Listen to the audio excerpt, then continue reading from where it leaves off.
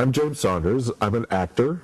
I work out of Vancouver. Right now we're in Calgary, at Theatre Calgary, doing a show called Skydive. In 1989, I started my theatre training at a place called Douglas College. And after 3 semesters, I broke my neck, resulting in a spinal cord injury.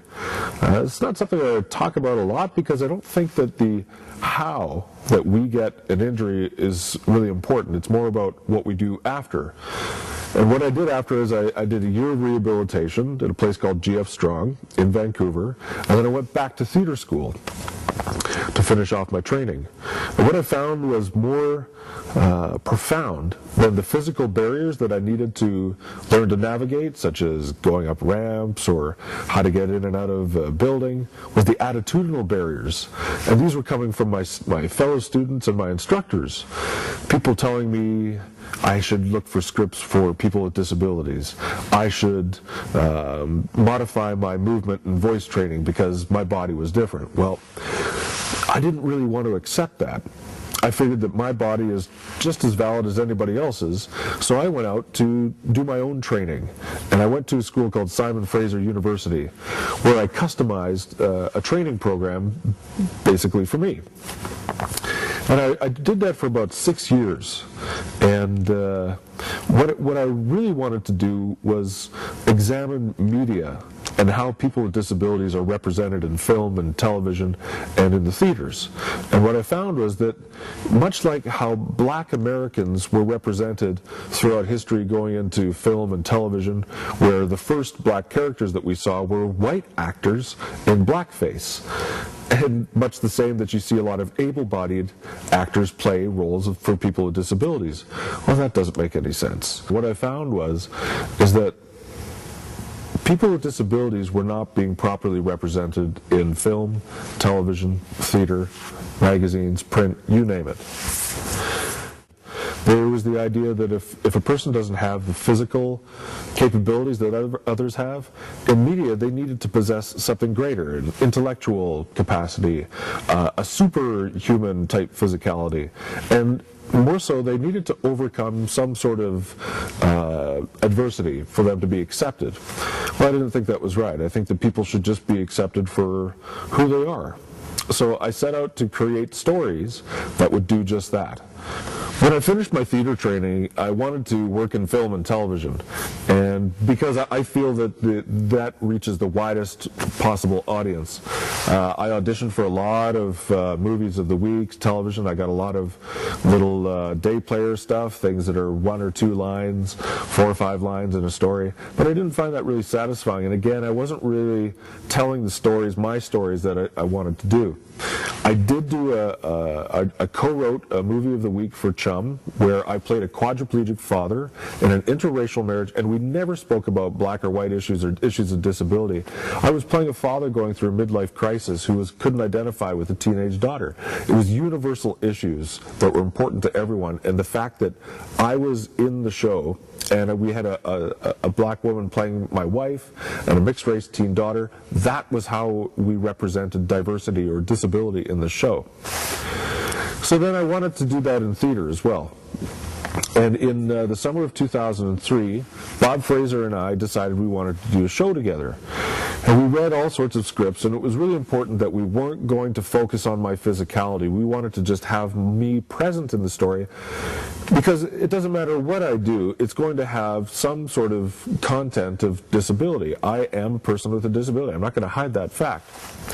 So we couldn't find any scripts that we were happy with, so we hired a writer, Kevin Kerr, and the 3 of us brainstormed ideas.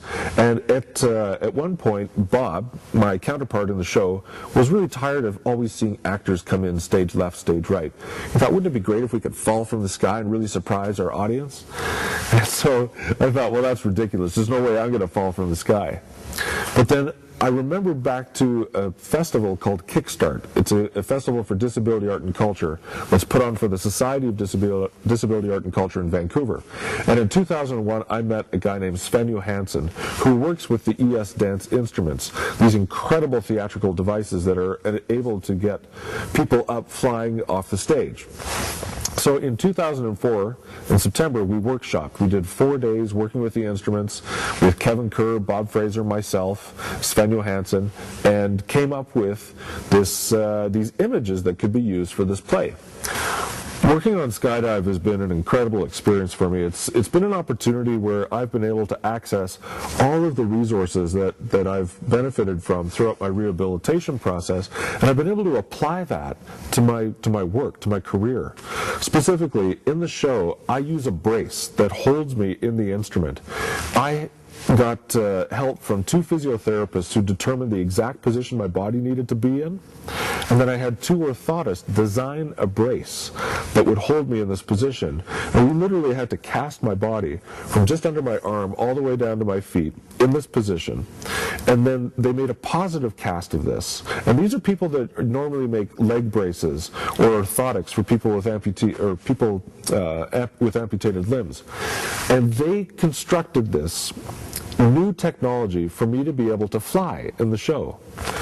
It's been absolutely fantastic. The feeling of being able to not only get out of my wheelchair, but to be able to fly and move around in different positions has been great. It was a little disorienting at first, and I had to get my blood system, my blood pressure to be able to get used to it.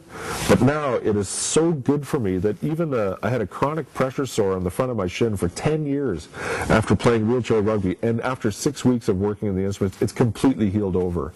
So there's been some great side benefits to working on the show, not only to just my spirit, my emotional state, but also my physical state's been great. And Theatre Calgary specifically injected a lot of resources into us being able to retool the script to make what we felt was a really good first effort, but to be able to make something that would really sit well on the world stage, on the big stages like this. Theatre Calgary also was fantastic in providing us resources to be able to come in here and tech the show for an extra week, and to be able to afford us enough resources to be able to put more technical elements into the show, and essentially to take something that we first premiered on the studio stage to then take it onto the big main stage, and eventually, hopefully, what we have now and our experiences now doing a run here in Calgary will be able to take us to the world stage. Acting is a really tough career. I think anything in the arts is tough. The way that our society is structured, there's not a lot of funding, there's not a lot of support. For a person with a disability, this is an increased challenge. It is perhaps a gamble, if you will, to get into a career in the arts. But I really believe that if you are passionate about what you do, and if you have a love for the arts, then you should pursue it. It doesn't matter how long it takes. It doesn't matter what capacity you work in the arts. It can be something that you do a little bit each day. It can be something that you do on a retreat, or it can be something that you choose as a career. I think the most important thing to consider is you first and your body first, and to do everything that it takes to keep yourself healthy, both mind, spirit, and body. And then just pursue your dreams.